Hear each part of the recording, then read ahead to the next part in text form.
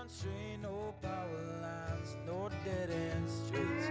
Mother Nature waits for me back in the North country.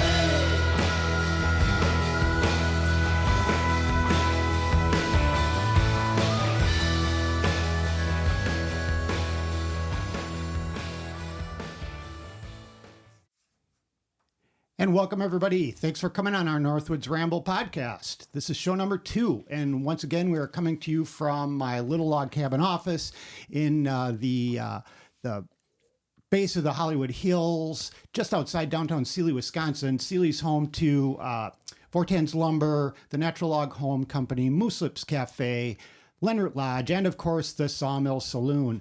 The Sawmill Saloon serves absolutely delicious old fashions. And they're served with finished with just a few dashes of regret. And you can actually get a latte there. They are, they are served cold though, and come in a 12-ounce blue can. So anyway, our Northwoods Ramble video podcast, if you're just listening, as I mentioned, it's a video podcast as well. So you can watch this and we're being filmed in my office, and I'm showing slides. I just showed a slide of an old fashioned and a can of Busch Light on the back of a pickup truck bumper. So I think although if all you can do is listen to this on whatever streaming platform you're used to listening to podcasts, it's worthwhile checking out some of the videos, which can be found on Spotify or our YouTube channel on lifeabove8.com. All those are linked in the show notes. So I'm here today with my co-conspirator TJ and our special guest today, Joe Vadabancourt. So we are. Sorry, I'm doing a few buttons at the same time. I need a producer for this show. We had the first show last week, and it was kind of an experiment. It worked. It's always an experiment, though, right? Everything. It worked, but I had a bunch of things I didn't like about how it went. Number one, I talked way too long. So one of the things we actually screwed up. We recorded it twice. The first time we thought we were recording it, and we talked for about an hour, and then I saw the little red light was not on, and so we had to do it again. And in doing it again, TJ and I forgot that last time he had just, and his daughter Anne-Marie had just come back from Enduro in Copper Harbor. So why don't you just give us a quick update on that, because we forgot about it last week, TJ. Right, yeah. We went up to ride the Keweenaw, which was, we did a family Enduro in Houghton at the Tech Trails. So that was pretty cool. Like a bunch of families, I'd say probably like maybe 50 people or so. And how does a family Enduro work? This was my first one, so it's pretty cool. So we rode as a family, and we got points bonus for riding together as a family. Are there two lines, like one that you would I mean, I know Anne-Marie's a good rider even at 10 years old, but she's not going to ride some of the jumps that you're going to do. It was a pretty, those trails were pretty mellow, but not super mellow, right? We did the dual slalom line, so there's some good jumps in there, but there was no gaps. Okay. There's some rock. Anything she could roll, tabletops, she could roll anything, yeah. Stuff so like there was that. a lot of kids like 10 and younger even. There was a couple kids on striders. Really cool vibe though. They did a really great job of like making sure everybody was cool, and there was a few people who showed up who were like ready to race, but most everybody was just kind of hanging out, and all the liaisons getting up to the stages were on ski trails, so we just kind of walked and hung out with people, and you could do stages in any order you wanted. Anne-Marie liked it.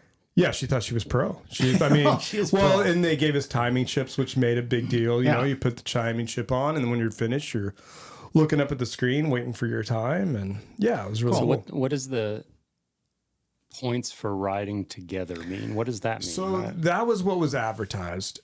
And to be fair, I haven't looked back at our actual time because I'm not super interested. So did some families not ride together? Like dad took off and left the kids, or? Yeah. It did. I think so. I think there were some people who were like, probably should have shown up the next day for the Copper Harbor the real enduro. For the real enduro. Yeah. But so there was a separate day for a typical. Yep. So the one, Saturday, different classes. Right. Saturday was in Houghton, and then Sunday is the traditional Copper Harbor enduro, and they had 2 classes, a open and a sport category. Is that part of that? Is that Lake Michigan Gravity Series? still Lake happening? Superior. Yeah, Lake Superior. Yep. Sorry. L- Lake Superior. LSGS, I think it's called, Lake Superior Gravity Series. Yep. And where are the other races in that series? So there's one in Miners, which was also part of Ride the Keweenaw. Okay. And then there's Marquette, Duluth, Oh, right. Yeah. Yep. Sure. and then back Copper Harbor. Marquette has 2, Duluth has 1, Copper Harbor has 2. Cool. The Trails Fest in fall will be at Copper Harbor. Well, it's interesting that we're saying those are all the places where these enduros are, and there aren't any in Wisconsin because we don't really have Yet. an appropriate right. Right. So that's kind of a good Great segue. segue into. Well, I do want to say one more thing real quick while we're on the subject of Copper Harbor. We raced on Saturday and then went up to the East Bluff. That's Rock Solid's new project up there in Copper Harbor. And it was amazing. And once again, my 10-year-old loved it. Yeah. And I think it's big, right? I think it's 500 acres Yeah, of property. and the terrain is amazing. And I love Copper Harbor for the tech stuff they have. And like, it's old, and like there's some really good enduro lines, but East Bluff has kind of like some new flair to it. And it's beautiful. You can tell that there's a lot of love going into those trails. Cool. So there's a trail called Whiplash, I believe. And it's just like as fast as you could ever go on a mountain bike. Cool. And then we did like there's a blue jump line that Anne Marie loved. blueberry something or other, she said. Bluebird. Yes, yeah. Picnic. Bluebird Picnic. So, yeah. I love trail names. I do too. They're so great. Yeah, I think they were going to start running a shuttle up there. So that'd be Nice. really cool. So, Very yeah. cool. But so right now, anybody that wants to ride enduros or compete in enduros or basically ride those style courses has to exit Wisconsin to do so. But not long from now, we'll be able to do that right here in Cable, right? Yeah. So, Dave, you're referring to the Telemark Mountain Bike Project, technically or actually called the Trek Trails at Mount Telemark Yeah, Village. TJ and I mentioned it some last show. Yeah, and we partnered with another organization called One Track Mind. So that's kind of a mouthful. And so we recognize that people are going to call it the Telemark Trails more often than not, but there's some other people involved too. So should we back up and tell the whole story? Like, does that make sense now? To some degree, do sure, that? yeah. I mean, I don't know how, we don't have to go too far back into like, Tony Wise No, days. of course. Yeah, of course. But, But if we could start with, so Telemark was, way back in the day, it was an alpine ski hill. right. There was a lodge there. They made snow. They had, ski patrol and ski lessons, and people came from the Twin Cities and everywhere else to learn to ski. And it was a big deal. It was going concern, and of course, it went out of business and was mothballed, and eventually the lodge was torn down.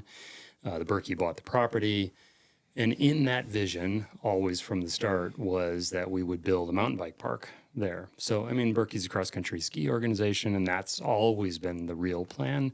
But it's kind of, we go down a couple of layers in that plan was a mountain bike park, which is really interesting because probably 8-10 years ago, TJ and I would have been out on the hill saying, someday we're going to build mountain bike trails on this hill.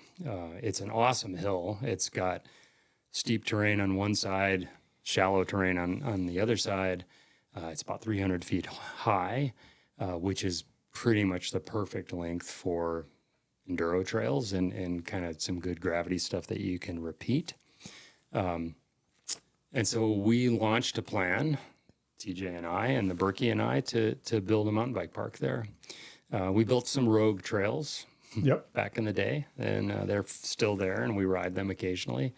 But kind of in the back of our heads was always, we want to build a real mountain bike park that's a destination on par with Copper Harbor and Marquette and Duluth and a bunch of the trails that you can have there. And just like you said, we don't have that kind of riding in Wisconsin anywhere. That Right. you really We talked do. about that last show quite extensively, how we love this huge, 130 plus miles of trail network that we have that Canva has, Fantastic, has put together and maintained since 1992 or whatever. Yeah. It's OG trail, a lot of it. They have upgraded some sections with machine built flow and stuff like that. But it's a diamond in that it has that backcountry experience, and which is not to be shunned, right? I mean, it's a cool experience, and there's not very many of those experiences in the Midwest. And we kind of joked about how, like TJ joked last show, like if you fell down and broke your leg in Rock Lake, you might still be laying there. Right. Well, today, and again, today I'll repeat it. much will be left of you. Today. Yeah. Right. Mosquitoes will take you away. Right. Yeah, that much will be left of you.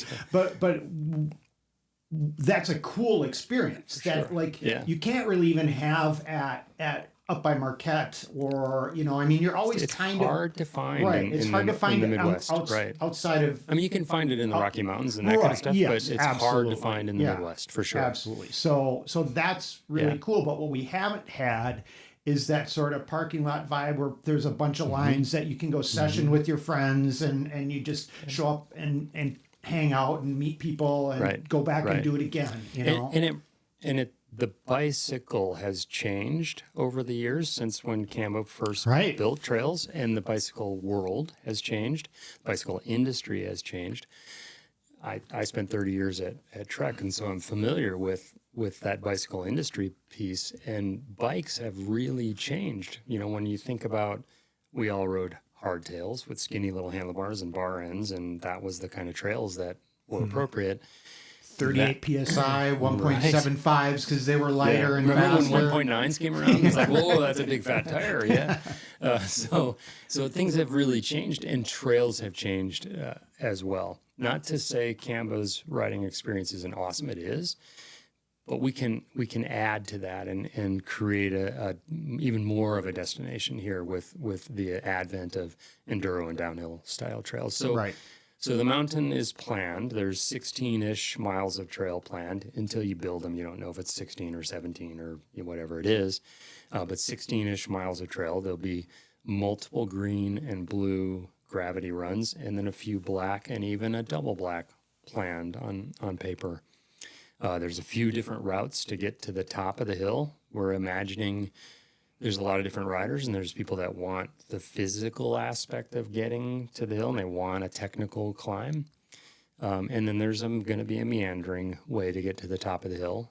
E-bikes have changed this a lot. It used to be that if you had a hill and you expected people to enjoy the downhill, you needed a chairlift.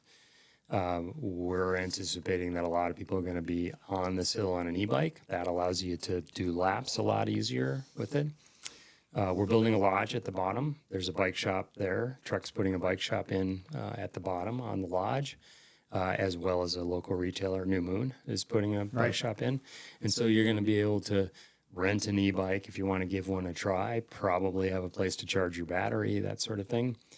So it's a really different experience than Canva offers, but the two are connected. So you can enter onto Telemark from the Canva trail system, or you can start at the Telemark trail system and leave the system and go to the Canva system. That's I just threw up for people that are watching. They see this. People, if you're listening, I just threw up a artist rendering of the new Nordic Center that's going to be down at the bottom. And this, if you imagine this building that Dave's showing, it's got glass showing out of one end, kind of viewing towards something, and that view is going to be straight out to a couple of different gravity runs coming down the front. Will this sort of face? Is this up that they call the stadium now? Is that where this basically is going to be? Kind of facing the bowl, or is this at the bottom? Facing the bowl out across the hill. So kind of where they call the stadium, Coliseum. Coliseum, right? That's what they call it. So facing across the bowl out across the hill. So it's a great view. Fantastic view, right? Yeah, now, and not one of those bikes is going to make it down. No, that's a bunch of city bikes and road bikes. Yeah, so I it's think the I see a wrong- fixie in that. So it's an artist rendering, and it's not TJ as the artist. So it's Well, like, my big question is, what is that woman doing? Is that a gnome that she's I don't talking know to? what she's or- doing. Sorry. Right. Yeah, I like that. It's I just like a all this. rendering. Yeah. It gives you the idea This that is it's what going to an be kind of architect gives you to Right. say. No. This is what it could look like. So, Right. but there's a really cool hub where all the trails collect, where you're going to start your ride from or finish your ride, and that'll be kind of right out the front of So that building. right now, So- though, you have some new trails Yeah, on this yeah. property. Yeah. How many Yeah. miles do you have of green and blue about? Yeah. So we started last year with from the Berkey Trailhead, not in front of the lodge that Dave's showing here, but from the Berkey Trailhead, we started 2 loops. There was an old trail that Canva had that they called the Telemark Traverse, Right. and it connected down to the Berkey Start area up to Ojibwa, one of their loops. We mothballed that old Telemark Traverse and put 2 loops, a stacked system in place. There's a green loop and a blue loop. They're both roughly 2 miles long, so approximately 4 miles of trail. Yeah, Dave's, this is awesome, showing a little video he took of those trails. And so he's starting off here on the roller ski loop and then jump into the woods on the beginning of the green This is loop. right by the start. You could see right by the Berkey Start area, Yep. by the Great Hall, and the parking there, and so you can see this Yeah, and that yeah. sign, that new sign about the truck Yeah, there's trails. a nice arch that goes right and there'll across be a the map. top. There's another. If you are watching that there was a empty sign next to the sort Yeah. of archway sign. Yeah, literally just got put up, so Right, nothing on it and yet. that'll but- be a map that shows the trail network and stuff like and, that. and other information, typical sort of like rules of the trail, recommendation, on what a blue trail means or a black trail means Okay. here. But then also other information, how to get involved with the Berkey, many upcoming events. Somebody's selling an old bike, maybe they're going to paste something up there, who knows? But there'll be a bunch of information on the signboard, both permanent and then temporary that might be topical around something. So anyway, you leave here on the green trail. It's about 2-ish miles around, and then it will connect you to a blue loop if you want to do that. And people should check out the blue loop. It's called Even Flow. It's sort of a flow trail. That's what the name implies. You climb up one side of the trail, and then it's downhill for the other half of the trail. And the downhill is really quite an experience because it's very, very different than any other trails that are in the We area. have in this here. area. Yeah. So Last show we did a quick video of did you? of Okay. TJ going over one of the jumps. Yep. It was just a 5-second, right. 3-second There's clip. some but some big 8-foot high berms. There's a number of different tabletops. There's an awesome little step down jump, but it's really, we built it to give people a flavor for what the mountain is really gonna feel can like. you either on the blue? I would assume you can either roll anything Absolutely. like a tabletop. There's no gaps, or there's an alternate. If there's a gap or a big step down, There's really only one jump that's a gap, and there's an alternate Right. line That's what I around it, mean, and yeah. it's very clearly marked as black in one direction Yeah. or a challenge in one direction and easy route Uh-huh. in another direction. And that's what a blue trail should be. A blue Right. trail will always be filled in the middle. It's tabletops. You don't have to jump them. If there is something you have to jump, it'll be clearly marked and they have a way around it. So at least that's our philosophy on how a blue trail Yeah. should exist. But yeah, if you take the blue loop up, Yeah. it will connect to the Canva trails Yeah. up to Right. Ojibwa. So we could ride this trail to here. well, and will this trail? I saw there were Oh, you did epic the rock. signs. Sweet. I did a rock. Sweet. Yeah, Yeah, nice. Well, good job, Dave. Right over the rock. erratics. Yeah. So I know where you're going. Yes, we'll be using these two new trails in The this epic. this coming weekend. This one was epic marked race. the green. It wasn't finished. The Correct. course marking wasn't finished. If Yeah. I could see, it was marked half. Yeah, so there's 2 trails, the green trail and the blue trail. The half race starts at Berkey Start, so it will also use the green trail. Oh, right. But The then after they full go race- to you'll maybe pull some, Yeah, or there's you some got it. Yeah, tapes, the full- cable be put to move. Correct. So And the long full race, race- which doesn't start at Berkey Trailhead, starts in Hayward and makes At its way Hatchery. right? Well, actually Wheeler Road, Oh, which Wheeler, is just right, yeah. Wheeler Road, the other side. So of it Hatchery. starts and it finishes up at Telemark. So you don't come all the way down to the Green Trail, but you do the full Blue Trail even flow on the full length as well. So, Okay. And you do the Blue Trail for the short length also. You just don't do the Green Trail Cool. for the full length. So yeah, it's going to be really cool. People are going to be wowed over it because you're doing a cross country race, so it's not about clearing jumps in a cross country Right. race, but they're going to see it all and understand that wow, this is a really different trail. Than Well, the rest and you of the know what Canada I system. really liked about this too, and I've only ridden it a couple of times. I like that it already begins that sort of parking lot thing because it's a trail by a parking lot Right. that you can actually session. Right. If you watch this whole video, I roll out and I roll around it and then I come right back and I end up right back where I started. I can skip the blue stuff, so I can go with Liz who doesn't want to do the blue thing, and do this laps is here. this is Right. great and it's fun. And then I can pop out and I can ride. We could ride the roller, ski course and just chat and stuff together. And then the all of those ski trails crisscross all of this. So if you got yourself to a point like, okay, I'm tired, I need to go back, you can always jump out to one of the ski trails and bomb back to the parking lot. That's the beauty of this whole space is it's fairly condensed. So we talked about that canvas. Backflips. That was pretty good. Yeah, that's right. Not really what I expected of you, but okay. But we talked about Canva as this backcountry experience, which is also this point-to-point kind of experience. One of the other things that's different about other trail systems is a loop system. So what our system will be is a loop system connected to a backcountry system, which is really just such a cool concept. So.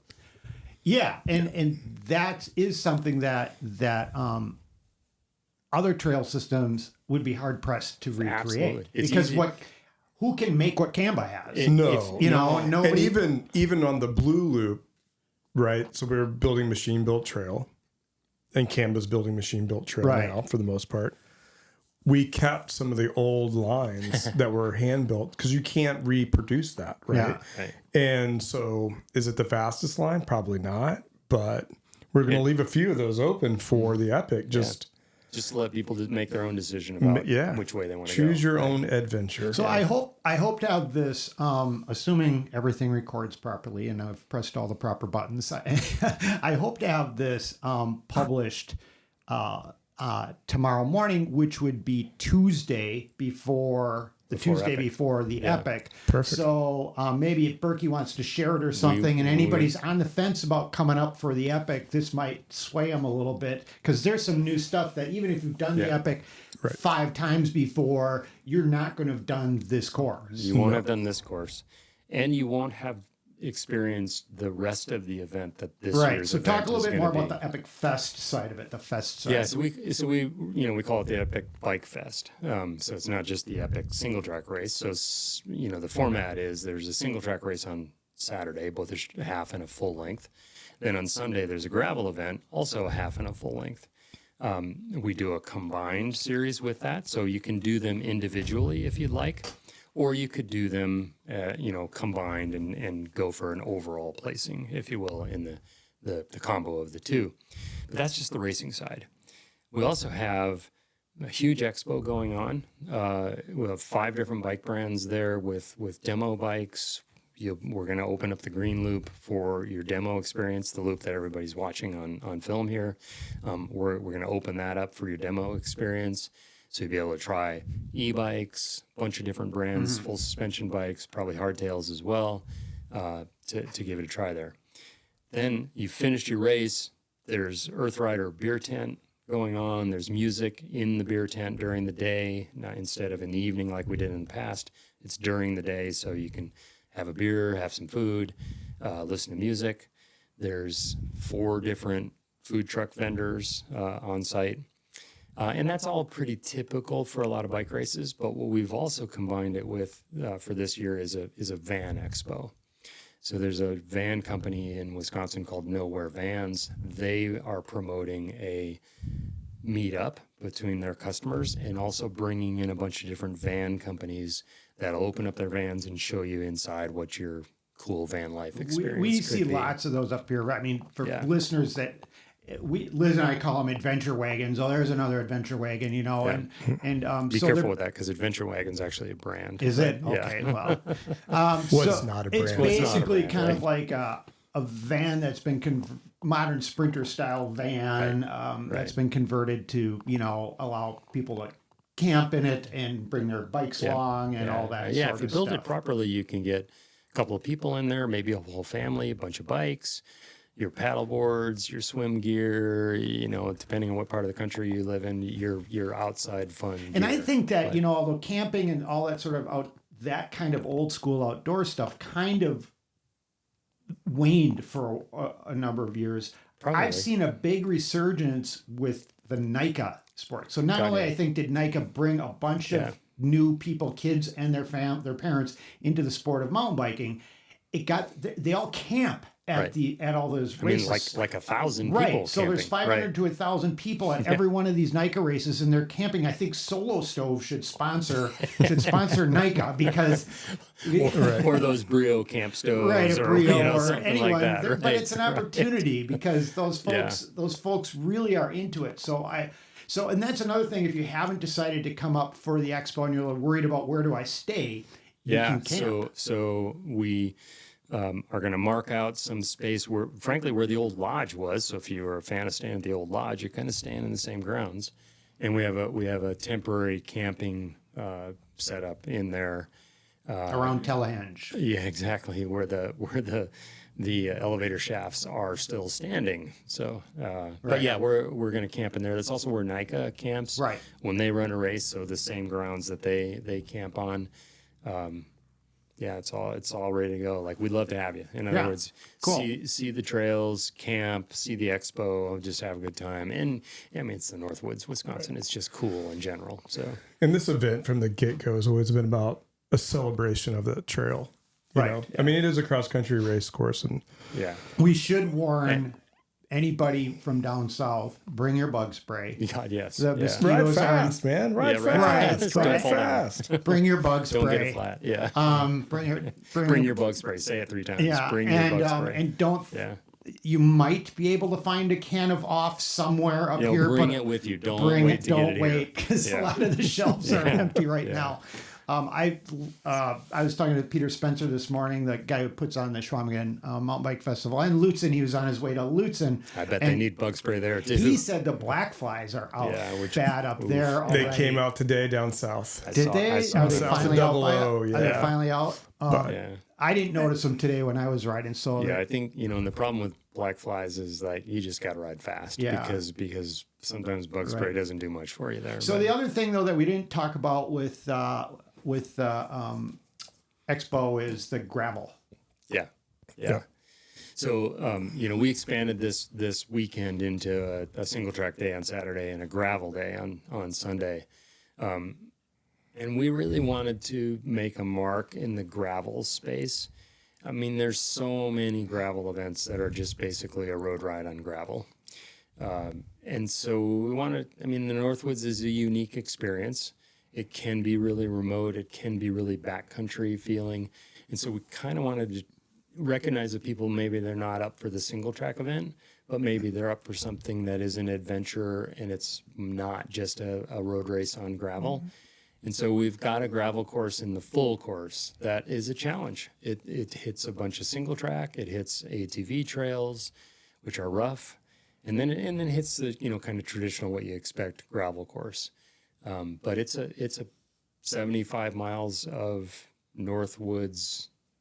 Right, I call it experience. fortified gravel because I think Todd Poquette That's a good one. up in the UP, I think, who puts on like Margie and the other, It's the not Crusher. that hard. Oh, here, if you're watching the video, this is the Telehenge. So this is where you'll be This is where the camping. camping I space did is, a little ride, a tour of some of the roller ski course. If you're watching the video, not just listening, the elevator shafts Right. from the lodge the are old still lodge, left, and it kind of reminiscent of of you know, Stonehenge. So we up here call it Telehenge. Yeah. But yeah, so that gravel race should be cool. And it's on Sunday, correct? It's on Sunday, and I was in the middle of talking about the long course. The long course is meant to be quite a challenge.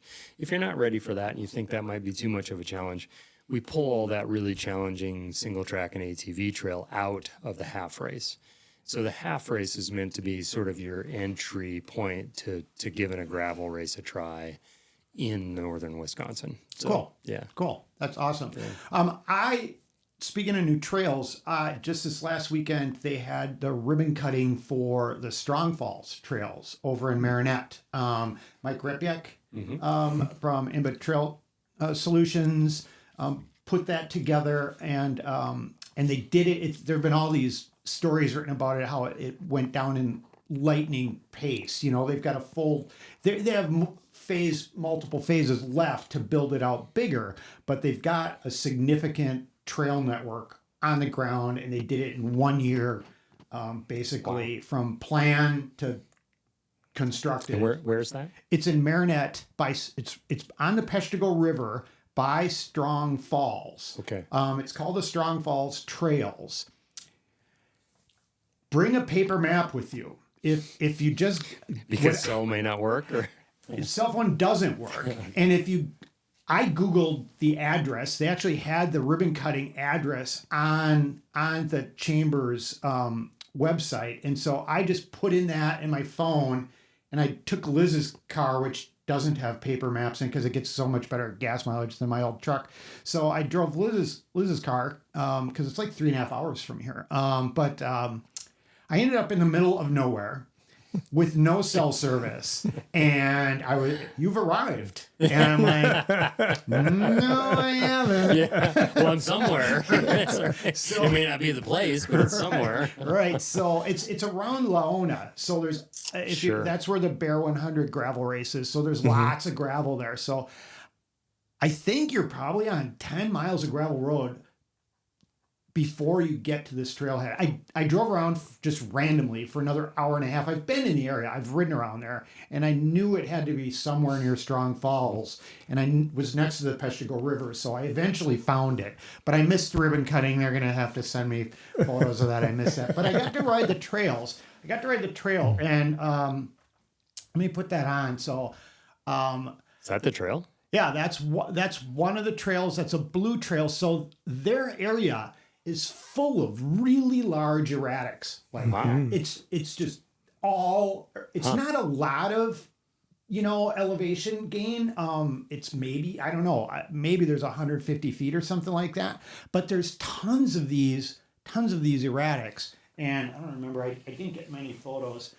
Cool. That's the trailhead, but, well, that's a cool trailhead. yeah. So on the green line, you just roll past a lot of those. On the blue line, like I'm showing here, Start to get over some. You start to get over some, and then they've got others where they've actually stacked them. So it's a mandatory ride over. And the nice thing that they did too for this is, so they've got these loops right now, and then they just kind of quickly made, so they've got them a green trail and a blue trail, so a beginner and an intermediate they called, and then they've got connectors that cut across the loop that they just took advantage of some easy to route things, but they're technical. So there's technical black lines across, and there's technical blue lines where the rocks, they just took advantage of the existing erratics and stuff. And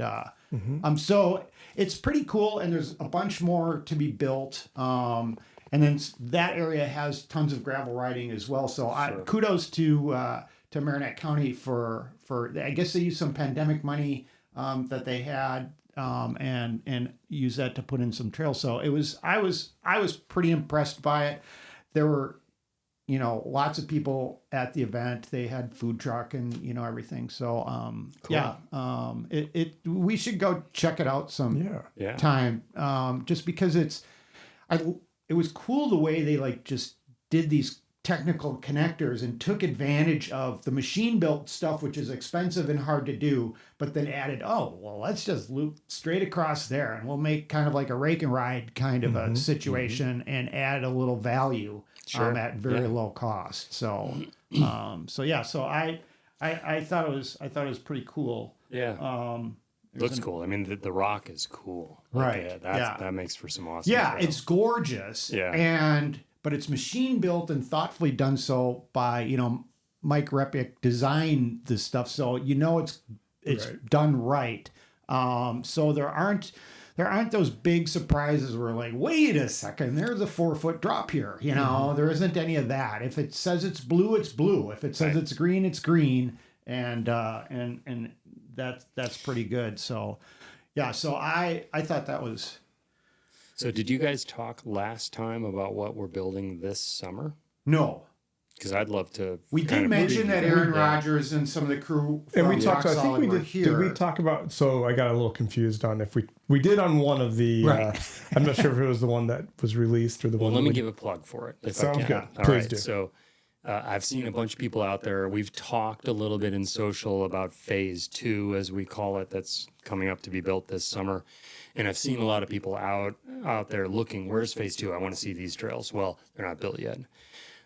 They're planned. So Rock Solid is building all of phase 2. Phase 2 is some connector trails to get us from what we built last year over onto the mountain, and 3 gravity trails down and a couple of climbing routes back up. So quite a bit of trail. So there'll be 3 gravity trails Yes.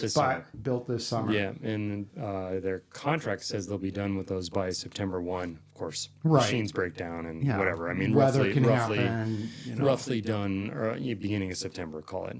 Awesome. A green trail, gravity trail down, which will be just nice flowy berms, rollers. A blue trail, which is a gravity trail, berms, jumps, etc. And then a black tech trail. So kind of the first Wisconsin black gravity tech trail will be built this summer. Very cool. What that leads us to, what TJ and I talk about, is we're going to run a fun, kind of low-key, local-ish enduro in the fall. Because this mountain is going to lend itself to being the enduro destination in Wisconsin. We're ultimately going to have about 15 different gravity runs coming down the hill. It's a lot, I know. There's 25 trails being built. It sounds like I've got a diesel truck pulled up in front of my office. Yeah, I'll go check it out. I want to make sure I mean, I do have some neighbors here that drive big truck. Not right in front of my driveway, is it? I had a guy, a neighbor, Colton, who works at a gravel pit, come with a Mini X and a dump trailer today to haul a bunch of rock and stuff out of my backyard. Right. Yeah, I saw the Mini X. I'm like, what are we getting into after this? We're building a pump track right out here, right? So, Dave's got some really sweet downhill right behind here. I mentioned it to him to get me a price sheet for if they've got some dirt with a lot of clay in it. God, please, we'll take it. And he also said they have sand that, like, when they compact it, it stays compacted. It must have some clay in it. It must. Yeah. So they've got sand that if they run a plate compactor over it, it stays. He said. So plug for that. Anybody that's got dirt with clay that they don't know what to do with, we will take it. The Berkey will take it. The Berkey will take it. Like a dump truck, a pickup truck, whatever it is, we'll take it. Because clay is what we're short of. And we're going to end up having to source some. Wonderful sandy soil that allows us to keep our trails open even after it rains. Yep. But we need something to hold that all together, and that's clay usually is what that is. So. And with Telemart, the mountain, you never know what you're going to get, which is kind of cool because it's not pristine. It's not like we're building downhill trails and the Schwamigan. We're building them on a old mountain that's seen a lot of abuse, and we're going to abuse it more, and it's going to be a blast. Right. Dig a hole, and you find an old, I don't know. Yeah, who knows? 1952 Ford. Yeah. So we found a beer can. Remember, they found a PBR, full PBR when we were building a trail. Speaking of PBR, oh, there we go.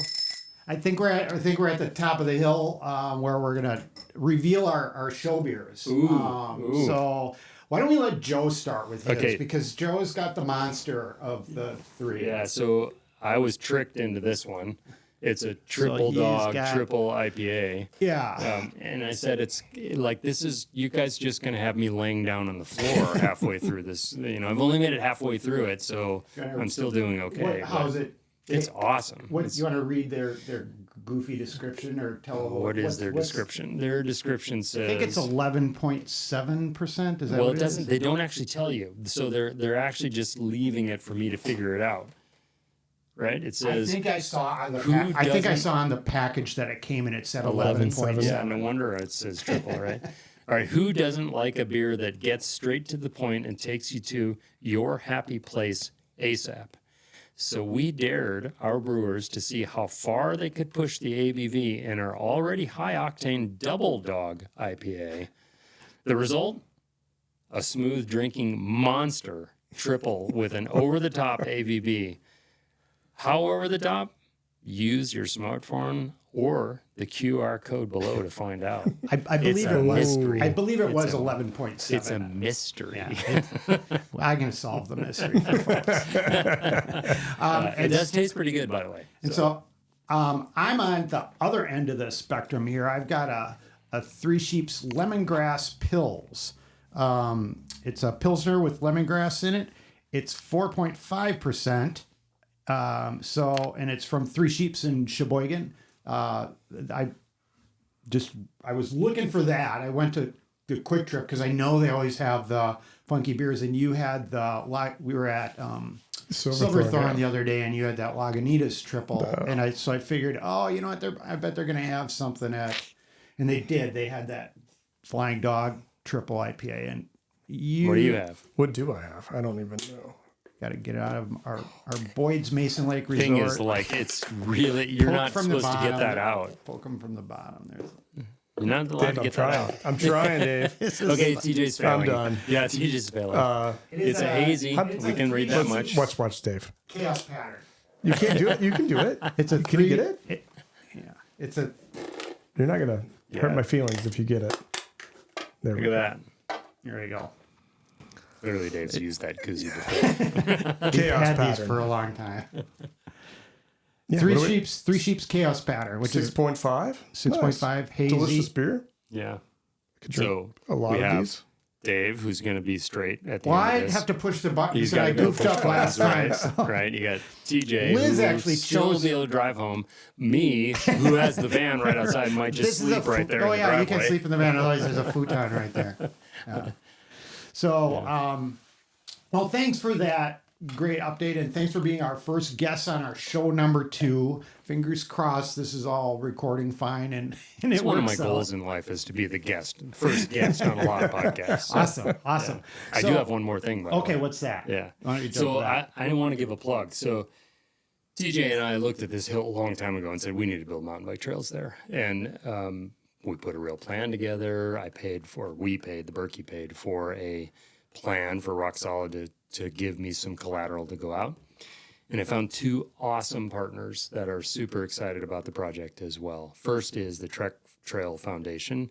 Yes, I worked at Trek for 30 years, so I know all the people there, but I know what they want to see, and they want to see more riding in places that don't have great riding today. And that isn't quite fair to say we don't have great riding, but we don't have the modern kind of riding we're talking about. And so they bellied up to the bar and said, we'll put a bunch of money down and help make this happen. And now, Joe, you have to go find another. And I met somebody, her name is Tracy Paradise, awesome rider. She's like single track fiend. Not really my kind of riding. She's a cross country rider, but she heads up a foundation called One Track Mind. And One Track Mind is out of Minnesota, and their mission is very similar, is to expand riding into a lot of different areas. They're building a lot of trails in the Minneapolis area and up and down Duluth.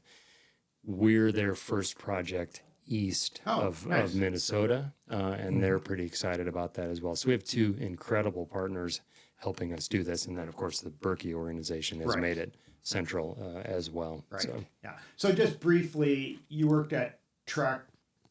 I thought it was 25 years or something, but it was over 30. It was 29 and 8/10, so I rounded up. Okay, Sorry. all right. So I should have said 29.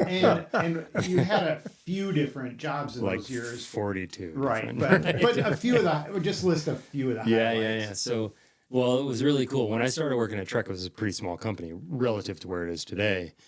And I was an outside sales rep. I covered a huge territory. I lived in Utah, and I covered Utah, Western Wyoming, Idaho, and all of Montana.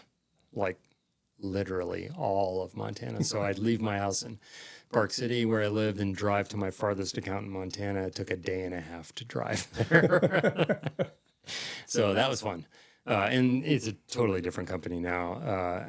I moved into the product development world there. I was responsible for the Gary Fisher brand for a lot of years. Then I ran the Fisher brand as a company. And then I ran product development overall and marketing and racing.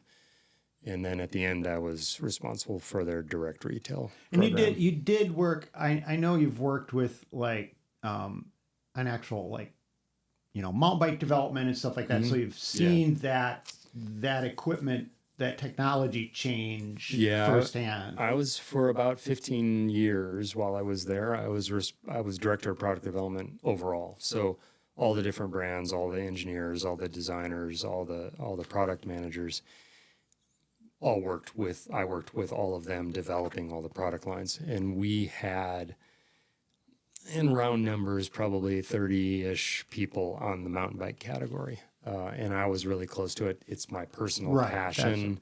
On top of my work career, mountain bikes have always been my personal passion. I would say if it's got two wheels, I either have one or want one. Really, if you qualify that, it's like two wheels and meant to be ridden off-road. I either have one or I want one. And so I've been really close to this mountain bike development, and I think it's really fun and important. And honestly, when I'm not doing my day job, which is at the Berkey, or hanging out with my family, I'm probably talking or thinking about something mountain bike. And you're back visiting right now. You did live in Sealy up until just recently, and moved. So I lived here in Sealy for about 5 years. I owned a place here for close to 10 years. A year ago, almost to the day right now, a year ago, we moved to Colorado. Both my kids and my grandkids live within 10 miles of each other. And so we moved and plopped ourselves right down in the middle of that so we can play mountain biker on Monday and grandma and grandpa on Tuesday. Yeah, so that's cool. Yeah. And the mountain biking there is phenomenal. It's different than here. You park at the bottom, you ride uphill for an hour, and then you come back down something that's probably more gnarly than you can build on a hill here because it's steeper and rockier. Here. I mean, they've got some of that stuff up in Duluth, a little more, and in Copper Harbor, in Michigan, by Marquette. Some of that rocky, but it's not. But it's not as sustained, and it's not 1,500 right, feet it's of, not as of sustained, descent, right? But But nonetheless, I'm just a fan of riding. Rather, like it doesn't matter. I like rocky stuff. I like flowy and bermy. I like old school. I like if it's a two-wheeler that's meant to be ridden off-road, like I said, I either have one or I want one. So yeah. Well, cool. Well, I'm so glad you were able to join us and jumped in and spared a little bit of time before the epic. And it's awkward being called guest, right? Because two of my great friends in the world is who I'm talking to. Like I'm a guest, It's like we'd probably be drinking beer today somewhere anyway. So one of the podcasts that I'm a regular guest on as well is friends of mine in Milwaukee that have Full Spectrum Cycling. It's about all things sort of cycling. A lot of it's Milwaukee focused and stuff.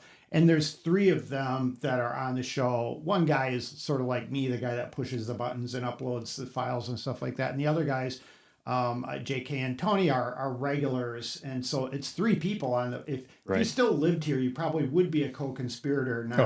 You can always put me on. You always put me on a microphone via Zoom or something. Yeah, I suppose, right? I for this podcast, I know lots of people do that, and I really kind of enjoy that in a in-room In experience. a room is way better, of And course. we're Sorry, Joe, you're going to have to come back. Dude. Dang it. Well, You have to luckily come you do back. come back a lot. So I am back every 6 weeks yeah, or so. right. So you can be a regular returning guest. And we've actually talked about maybe trying to do this in the theater at the Sawmill, and that'd maybe be even fun. do it Yeah. live with Yeah, people. that'd be fun. You know, if anybody wants to watch us, we may actually have more people watching us in the Sawmill In the than Sawmill? I get on the internet. At least to start with, we'll see. But so anyway, thanks again, and Yeah. thanks TJ again. Sorry last time, like I said, if anybody that listened, like, when is TJ gonna talk? I don't think he got to say. Hey, my job's just to I look don't good, think man.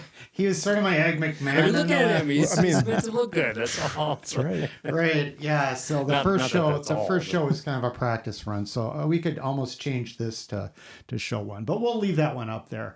And one of the things I want to do every one of these shows too is because I'm hoping that folks that were like me when I lived in Milwaukee and spent most of my free time planning my return visits to the Northwoods, that we can give them a little bit of a vicarious experience about what's going on in the Northwoods right now. And so I'm really excited about like I told TJ, like when I lived in Milwaukee and I grew up there and worked there most of my life as well, and like you could probably, and I worked for the city and I made maps, and you could probably drop me in an alley blindfolded anywhere in the city and I could tell you Find your where way I out. was within like probably walking 100 yards. I could probably figure out where I was.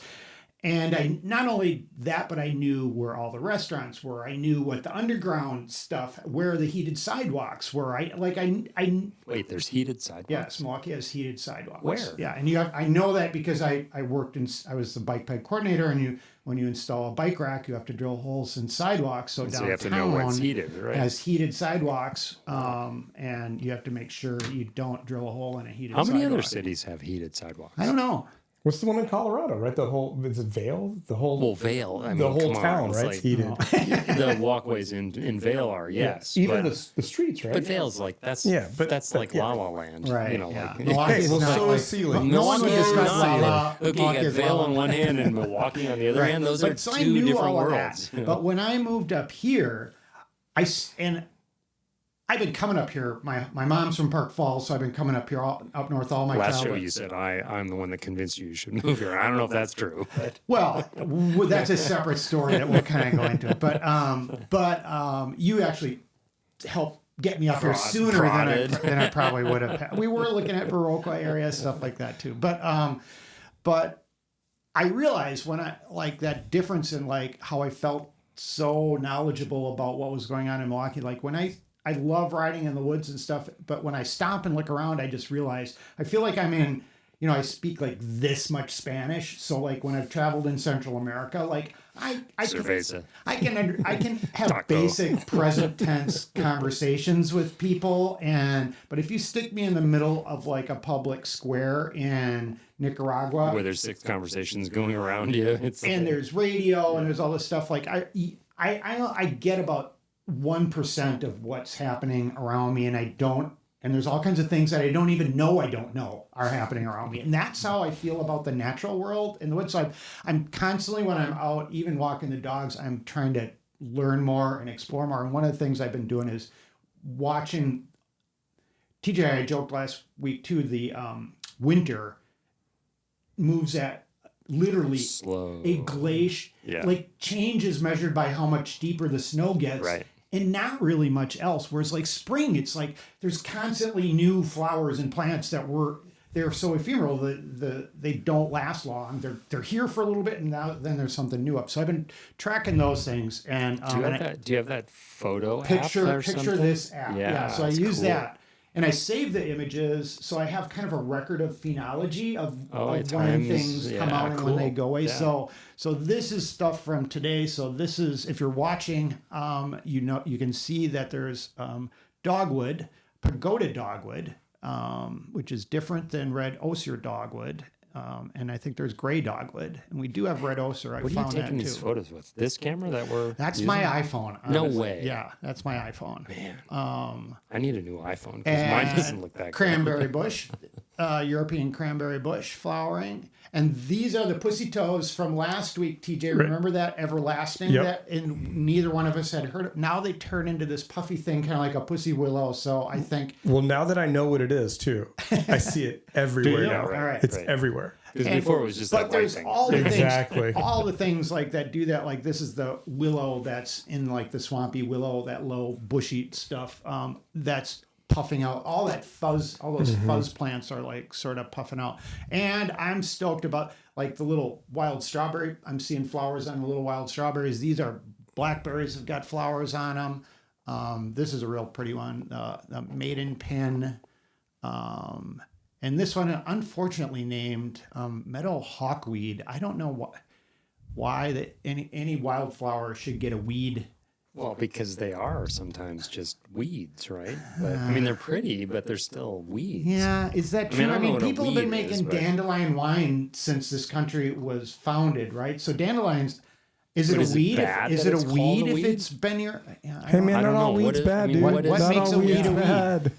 a bird's foot. Some weeds are pretty good. This one's one of the pretty ones. The bird's foot trefoil. Oh, not in this state. Sorry, you have to go to a different state for. And That's good.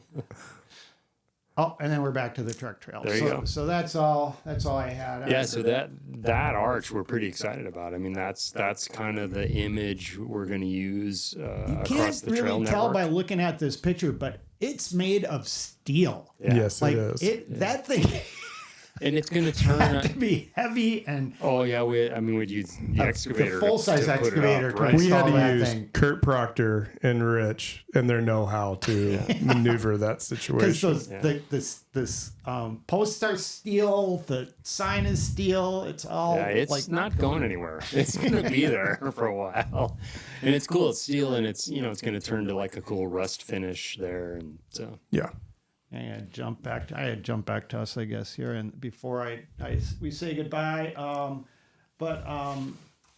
I've started my outro. I gotta wait for that to go back, I guess. Let's see. Sorry, I'm pressing buttons already again. And I'll let you guys chat for a second. Now the pressure's on. I got it. Got it? I got it back. All right, so I guess we're gonna say, unless there's anything else that. Come up and race this weekend. yeah, Yeah, come up and come up for the experience episode. new Or, trails. and if you don't want to race, come up and Come ride and this watch weekend. and hang out and check out try a some new cool, bike, have vans, vans. all that. Yeah. Right. Get addicted to van life, Yeah. right? Bring So- your 160 millimeter bike, race it, do the jumps at the end. You have a blast. Yeah. Bring your gravel bike with no travel and I race mean, it. bring your that's hardtail. the cool part is like, well, I always think like I've got more hooks in the garage, which means I need more bikes, and now I have a reason to bring them all with me up here. Right. Well, and for the Epic, we will see every kind of bike Oh, yeah, ever of made. course. Yeah, right. And that's what you're talking about with the Kickstands, gravel. everything. Like, Yep, you that'd be could cool. ride your hardtail, ride your full suspension bike on the gravel race, right? You know, like depending on which gravel race you sign up for, the shorter one, just about any gravel bike is fine. Right. The longer one, there's some gnarly terrain there. I was talking to somebody via social today about what tires they should choose. And if you're going to do the long one, don't show up with something narrower People than 40. keep ask me that all the time about the Hungry Bear too, and I have Yeah. similar routes on the Hungry Bear. Right. It's not Iowa gravel. It's not even No. Kansas No, gravel. I mean, it can be you know, gnarly. It it's- can be big, rocky, Right. chunky stuff the and size bombing of your down fist a and- steep hill with Right. baby head rocks, Well- you can do it. I have a gravel bike with 44s on it, and I run them tubeless, so I can ride that on that Right. stuff, and I can sort of balance in the middle off the saddle and like let the bike do this up and down the hill as I bomb down at 30 miles an hour. But honestly, I mean, if I have to choose myself, I'm going to pick suspension. I mean, there's a lot of ways to go. When I first moved here, I rode a cyclocross bike with a 36 tire on it, and I made it, and it was fine. But a 45 on the same bike tends to make it feel a lot better. I'm old. I opt for comfort over speed. If the trade off is marginal, Right. I'm going to pick comfort Right. over speed. And you're in a 75-mile event if you're doing the full gravel. And there's going to be a moment where you're 35 miles away from the start.